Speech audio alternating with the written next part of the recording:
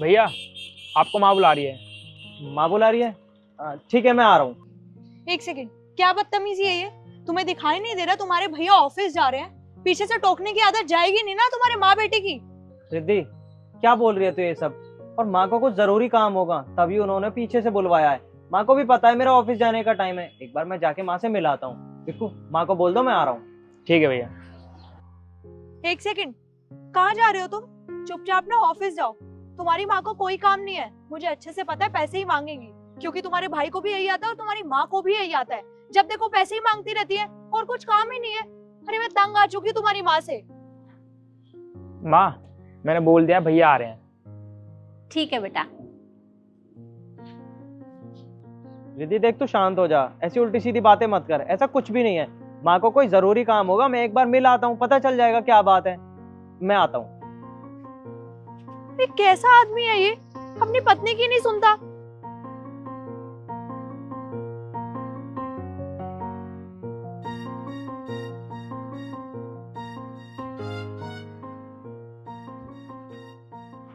हाँ माँ, आपने बुलाया था?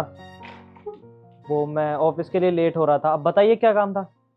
हाँ बेटा, मैं कह रही एक थी। सेकंड, कैसी माँ है आप? आपको पता नहीं आपका बेटा ऑफिस जा रहा है, फिर भी आपको पीछे से टोकने की आदत जाएगी नहीं ना? ये आदत आपकी, आपको अच्छे से पता है कि आपके बेटे की अभी अभी नौकरी लगी है, फिर भी आपको रास नहीं आती ना ये चीजें। बस कर रिद्धि, जरा नीचे आवाज में बात कर। और तू वहां से किस तरीके से बात कर रही है? किस तरीके से क्या? मैं बिल्कुल सही बात कर रही हूँ। जो माँ अपने बेटे का नुकसान कर रही है वो तो गलत है ना? तू शांत रह, मुझे माँ से बात करने देगी कि आखिर बात क्या है? माँ, आप बताइए, आपने क्यों बुलाया था? वो मैं जरा ऑफिस के लिए लेट हो रहा था। बेटा, बात तो कुछ भी नहीं है, पर बहू जो भी कह रही है ठीक ही तो है। तू ऑफिस जा रहा था, मुझे ऐसे पीछे से बुलाना नहीं चाहिए था, पर बात इतनी जरूरी थी इसलिए मैंने तुझे बुला लिया। एक मिनट रुक।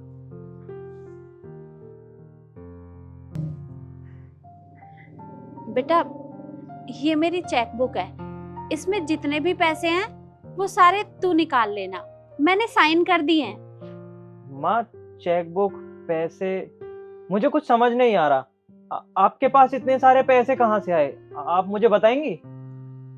बेटा, तेरे बाबूजी ने ना मेरा बैंक में अकाउंट खुलवाया था। उन्होंने मेरे नाम एक एफडी कर रखी थी।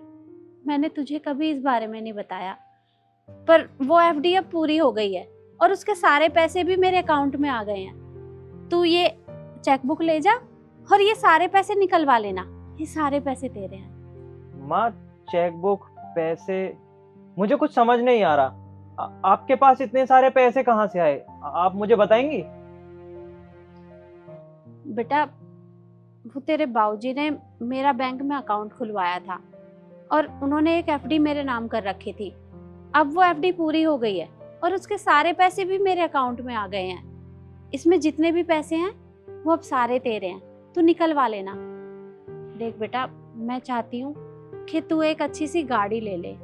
तू इस तरह से रोज स्कूटी पे ऑफिस जाता है, मुझे बिल्कुल भी अच्छा नहीं लगता। और अब तो ठंड भी हो गई है, तेरे सारे कपड़े धूल मट्टी में हो जाते हैं। और देख, तू हमारा कितना ख्याल रखता है, मेरा, अपने छोटे भाई का, उसकी पढ़ाई के बारे में भी कितना कर रहा है। अरे तू हमारे बिना कहे ही सब कुछ ला कर देता है हमें, तो क्या मेरा फर्ज नहीं बनता कि मैं अपने बेटे के लिए कुछ करूं? अरे मैं चाहती हूँ कि तू एक नई गाड़ी ले ले। तू कितनी बड़ी कंपनी में काम करता है और गाड़ी में ऑफिस जाएगा तो मुझे बहुत अच्छा लगेगा। इसलिए ये चेकबुक ले जा और ये सारे पैसे निकलवा लेना। नहीं नहीं माँ, इन पैसों पे मेरा कोई हक नहीं है, बल्कि ये पैसे सिर्फ और सिर्फ आपके हैं। और आप एक बात बताइए, मैं इस घर के लिए जो भी कुछ करता हूँ वो तो मेरी जिम्मेदारी है ना? मैं इस घर के लिए जो भी कुछ करता हूँ वो तो मेरी जिम्मेदारी बनती है ना? और वैसे भी मैं एक बेटा और एक बड़ा भाई होने के नाते अपनी जिम्मेदारियां पूरी करता हूँ, जो कि हर भाई करता है, हर बेटा करता है। तो इसमें कौन सी बड़ी बात हो गई? और पापा के जाने के बाद घर की जिम्मेदारियां तो मेरे सर पर ही आई ना, तो ये सब तो मेरा फर्ज बनता है। और एक बात बताइए, मेरा ऑफिस कितनी दूर है? कोई बात नहीं, मैं आज स्कूटी से जाता हूँ, लेकिन मेरी सैलरी इतनी है कि आने वाले कुछ सालों में मैं गाड़ी भी ले लूंगा। अभी मुझे गाड़ी की इतनी कोई जरूरत नहीं है, हम गाड़ी बाद में भी ले लेंगे। अभी ये सारे पैसे आप छोटे की पढ़ाई और अपनी दवाइयों के लिए बचा कर रखिए, क्योंकि आपको पता है ना आपकी दवाइयाँ कितनी महंगी आती हैं। और छोटे की पढ़ाई, उसकी तो अभी बहुत पढ़ाई रह रही है। ये पैसे आप दोनों के बहुत काम आएंगे, मेरी टेंशन आप मत लीजिए। और रिद्धि, देखा तुमने, एक माँ कभी भी अपने बेटे के लिए मनहूस नहीं हो सकती और ना कभी उसका नुकसान झेल सकती। और वैसे भी जिस घर में इतनी अच्छी माँ, इतना अच्छा भाई और इतनी अच्छी बीवी हो, उस घर में भला कभी मनहूसियत या कोई परेशानी पैर रख सकती है क्या? सुमित, तुम बिल्कुल सही कह रहे हो।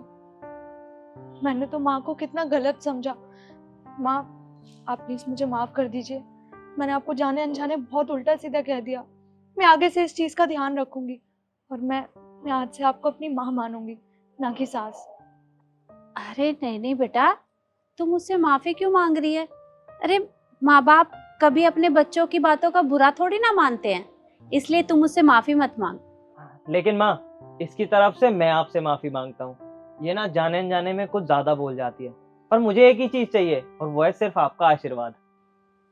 अरे मेरा आशीर्वाद तो हमेशा तेरे साथ है। और अब तुझे ऑफिस के लिए देर हो रही है ना, तू ऑफिस जा। ठीक है, मैं ऑफिस जाता हूँ, आप लोगों से मैं शाम को आके मिलता हूँ। ठीक है बेटा, ध्यान से जाना।